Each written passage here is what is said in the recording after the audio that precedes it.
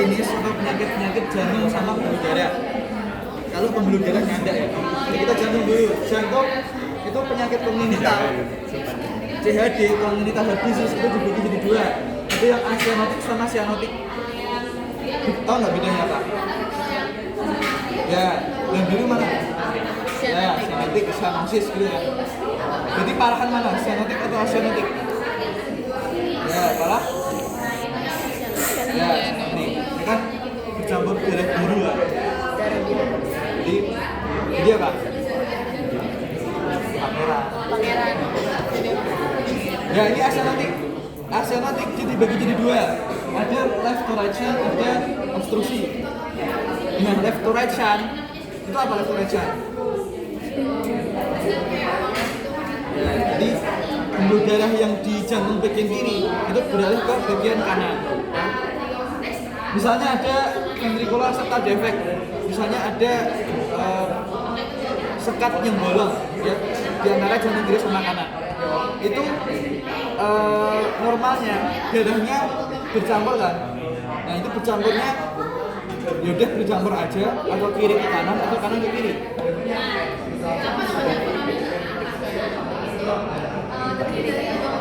Jadi kiri ke kanan, apa kanan ke kiri? Kiri ke kanan. Logika ayo. Otot bilik kanan sama bilik kiri besaran mana?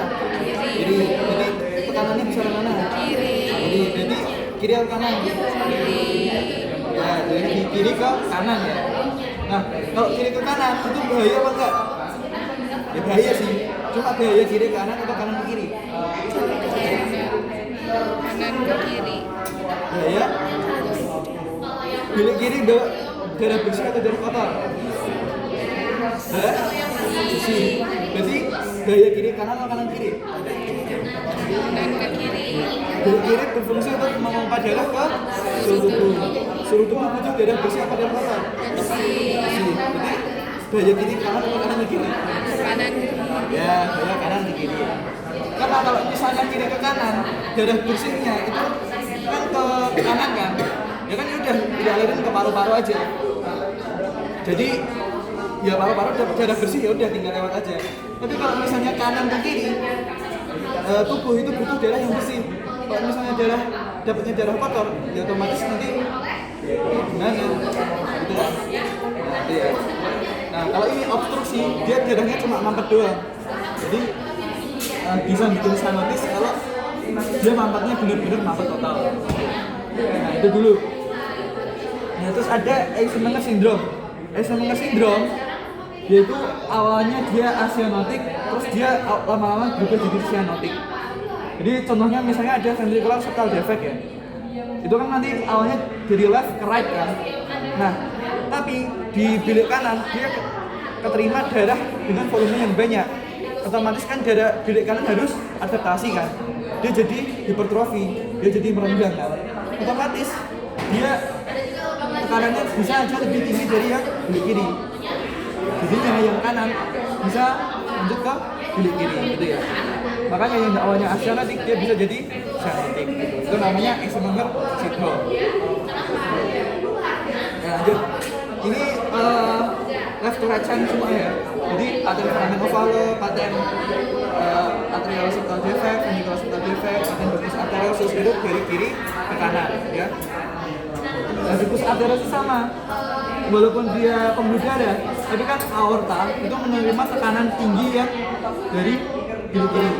Yang dimana dia lebih tinggi daripada tekanan yang dikasih sama bilik kanan. Jadinya darah bersihnya itu masih lancar lah, masih tidak kecampur sama darah kotor di bentuk seluruh tubuh. Ya. Lanjut, ini auskultasi kebersihannya udah tahu lah ya. Aman. Kalau misalnya di sini SIC 5 parasternalis kiri kita tetap. Terus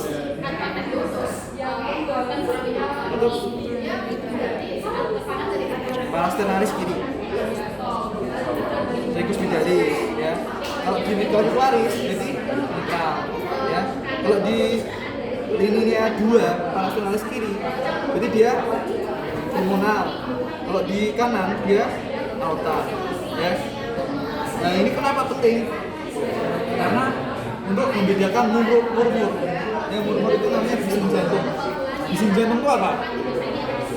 Jantungnya mengeluarkan bunyi yang seharusnya nggak ada bunyi itu. Ya. Yang awalnya cuma duk, duk, duk, itu apa ya? Jadi duk berduk. Ya, oke, saja. Ya kita baca dulu.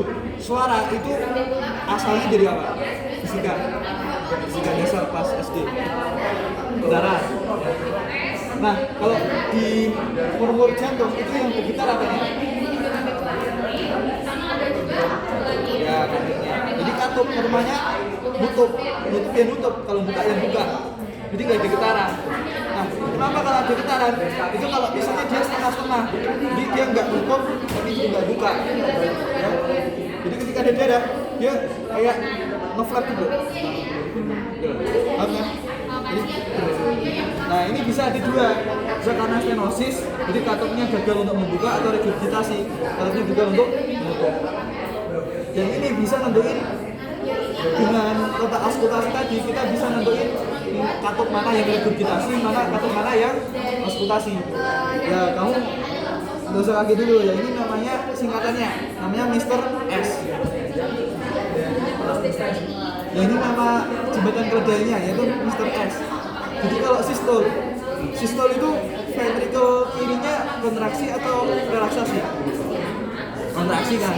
Jadi dia masalahnya antara katup aorta sama katup mitral. Ya. Jadi kalau misalnya ini katup kiri kontraksi, tapi katup mitralnya normal, tapi katup aortanya dia stenosis, dia nggak bisa membuka kaku. Otomatis kan dia ada suara kan. Nah tapi suaranya harus di aorta sini. Jadi kalau kalian ngeraba pijit nadi, kan itu ada yang keras ada yang rendah. Terus kalian pakai stetoskop, kalian pasin suara murmurnya itu sistole atau diastole dan letaknya di sini. Jadi dia aorta stenosis. Tapi kalau misalnya di sini ada bunyi sistol, di sini nggak ada bunyi murmur, jadi di mana bunyinya? Di mitral, ya. Jadi dia mitralnya regurgitasi. Jadi kalau aortanya normal, jadi dia bisa nutup. Tapi waktu dia nimbangin gini, waktu dia kontraksi, darahnya itu mengucap kembali ke atrium, ya. Otomatis dia ada suara di mitralnya, gitu ya. Kan enggak? Ya intinya gitulah. Ini kalian harus paham ya.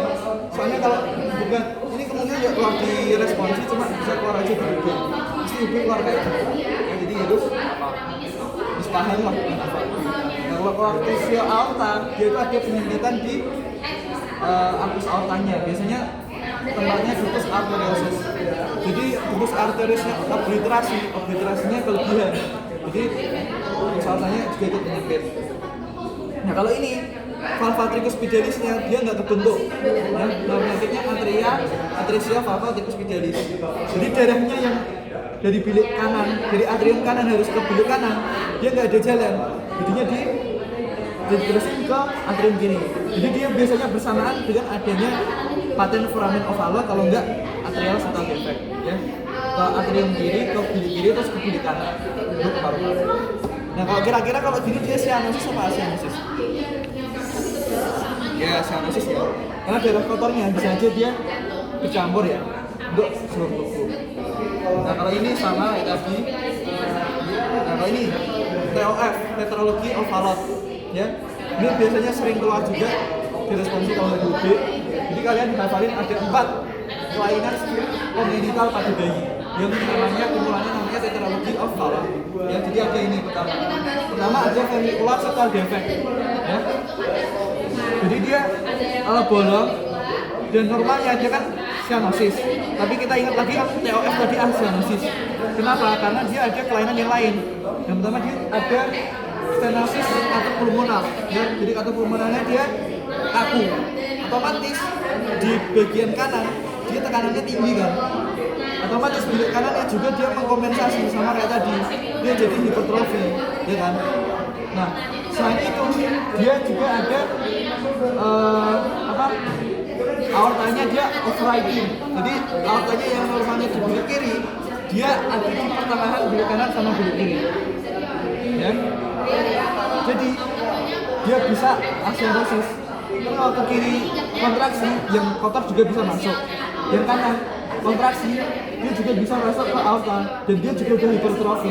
Jadi dia cukup untuk mengalirkan darah ke sisi ya. Jadi dia bercampur-campur. Dan dia ini punya kekhasan ya. Kekhasan di radiologinya. Jadi dia ada bentuknya namanya kayak sepatu ya, ini kayak sepatu. Jadi kalau ada soal ada kata-kata boot shape itu mesti dia TOF atau tetralogy of Fallot. Kenapa? Karena itu tadi bilik kanannya dia hipertrofi ya, hipertrofi. Jadi yang normalnya jantung itu cuma gini doang ya. Jantungnya jadi kayak sudut ya. Makanya bentuknya kayak sepatu ya, ini biasanya keluar dulu juga. Nah, terus ini kebalikannya, ini transposition of great arteries ya, TAG. Jadi yang normalnya aorta di bilik kiri, dia di bilik kanan. Yang normalnya truncus pulmonaris di bilik kanan, dia di bilik kiri. Jadi dia pembuluh darahnya ada dua sirkulasi. Jadi yang pembuluh bersih dia antara paru-paru sama jantung doang. Yang pembuluh kotor dia seluruh tubuh sama jantung doang. Ya otomatis dia bahaya kan. Jadi harus dilakukan terlaksana secepatnya. Dan dia klinisnya kebalikan sama TOF tadi. Kalau TOF tadi kan dia bilik kanannya hipertrofi. Kalau yang TAG dia bentuknya kayak telur.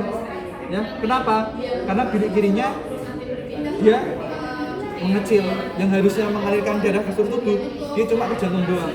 Jadinya yang harusnya gini, dia cuma jadi gini doang, bulat. Bentuknya kayak telur. Ya, lanjut. Nah, kalau ini bilik kiri sama atrium kirinya, dia mengalami apa ya? Ruangnya itu kecil. Jadi walaupun jantungnya kelihatannya normal, dia ruangannya kecil. Terus kalau ini cardiac tamponade, jadi dia ada kelainan penyakit di mana ada udara, ada cairan ataupun ada darah ataupun ada nanah di rongga perikardium. Dan ini bahaya. Dan kira-kira kenapa bahaya?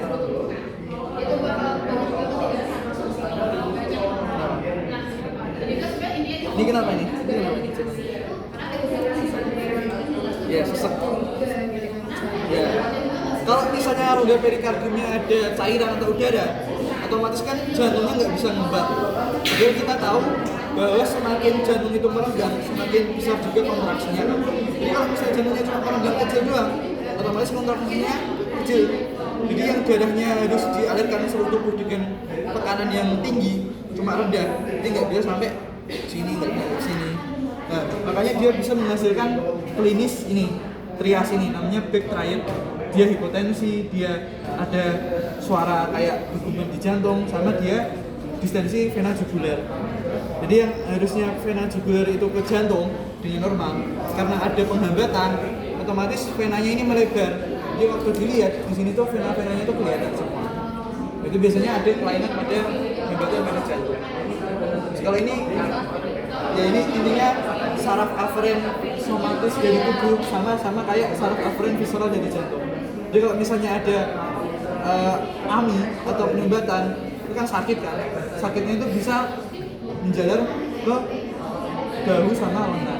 Dan kalian harus wajib apal ini tes 1 sampai 5 karena biasanya keluar di respons. Ya. Selanjut ini AMI kalian udah tahu lah ya. Kalian apalin aja 3 arteri yang biasanya terkena sumbatan ya. Terus ini kalau di jantung dia angina. Angina itu jadi angina ada yang stabil sama unstabil. Kalau stabil dia ada penyumbatan cuma masih kecil, jadi kerasa sakitnya kalau dia olahraga ya. Jadi waktu jantungnya mompa kenceng itu dia kerasa sakitnya. Kalau unstabil mau dia nggak olahraga, mau dia istirahat, dia udah sakit ya. Terus kalau di otak kan namanya stroke, kalau di perifer namanya dia PAD, peripheral arterial disease ya. Lanjut ini tadi. Nah ini tata laksananya. Jadi kalau misalnya ada plak di pembuluh darah, dia tuh nggak boleh dihancurkan. Kan logikanya gitu kan. Ya ya udah dihancurin aja biar pelong gitu kan. Nah masalahnya kalau dia dihancurkan yang plaknya tuh awalnya cuma udah besar gini dan dia tetap, kalau dihancurkan nanti dia bisa jadi trombus ya, jadi bisa jadi kayak ya partikel-partikel kecil lah. Dimana kalau misalnya jantung itu kan nanti balik ke jantung lagi kan, nanti bisa bikin AMI tadi, bisa nyumbat di arteri-arteri kecil. Jadi makanya kalau misalnya ada plak itu nggak boleh dihancurkan. Terus tata laksananya apa? Ya udah dia pembuluh darahnya direnggangkan. Jadi nanti pembuluh darahnya dimasukin kayak selang gitu kan. Nah pucuknya itu ada balonnya. Terus balonnya dia direnggangin, sama di luarnya itu ada kayak kerangka.